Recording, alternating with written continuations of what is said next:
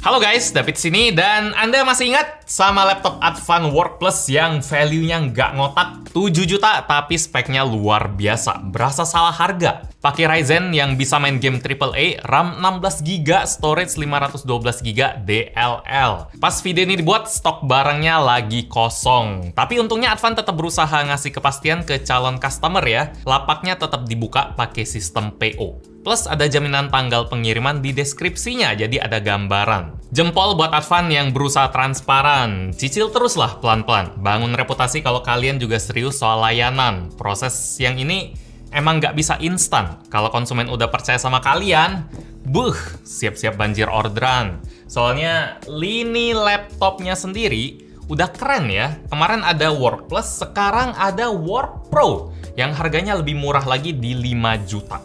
Saya langsung ngomong di depan aja deh, kalau Anda emang punya duit lebih, jauh lebih oke buat ambil yang Work Plus yang kemarin. Nambah 2 juta, beda dunia. Tapi buat yang budgetnya mentok di 5 juta, kan aja gile disuruh nambah modal 40%.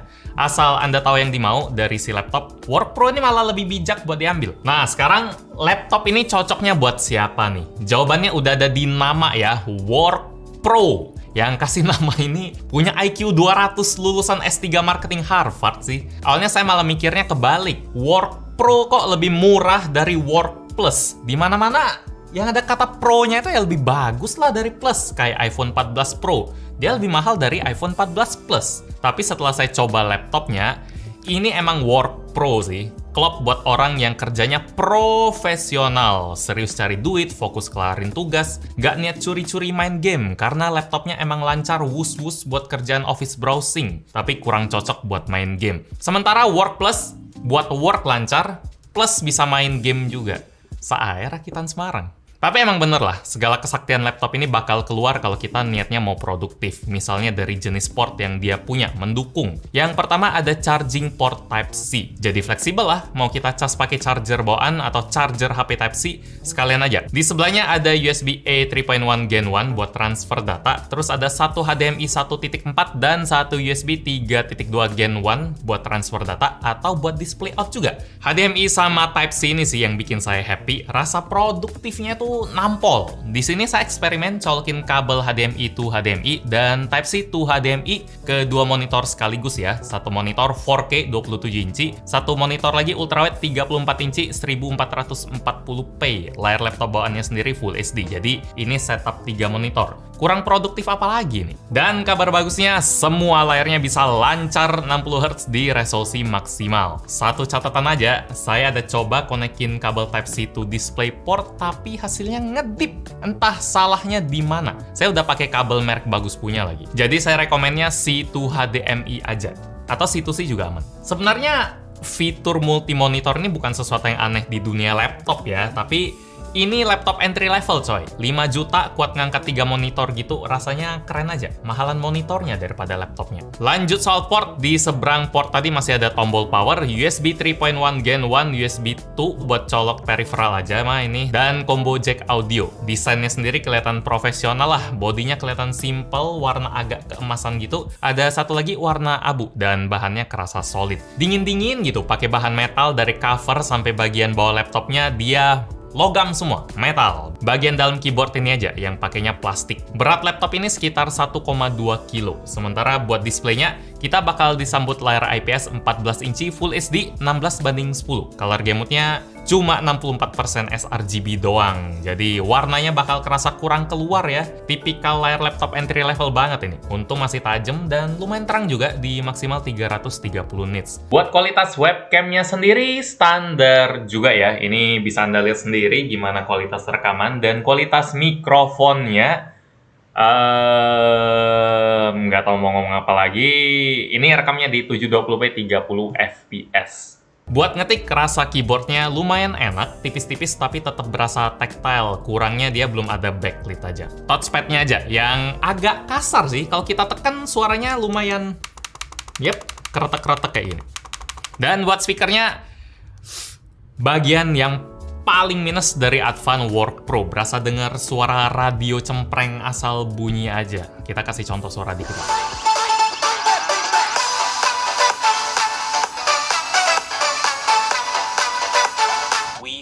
on the street is Hyundai is thinking about it. Yeah, Probably they've been in talks. evaluating.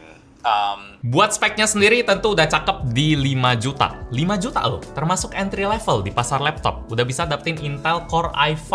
Walaupun i5-nya itu emang tipe tuwir sih, udah 13, 12, 11, 10... Udah 3 generasi, udah 3 tahunan dia di launching. Tapi tetaplah, dia ini Intel i5. i5 1035G7 dengan 4 core 8 thread yang integrated grafiknya Intel Iris Plus. Udah bisa narik sistem multi-monitor plus multitasking tadi. RAM-nya 8GB DDR4 3200 MHz yang bisa di-upgrade ke 16GB dual channel. Storage-nya 256GB SSD NVMe PCIe 3rd generasi ketiga, yang speed-nya cakep. Ini juga bisa di-upgrade pakai slot M.2 kalau mau.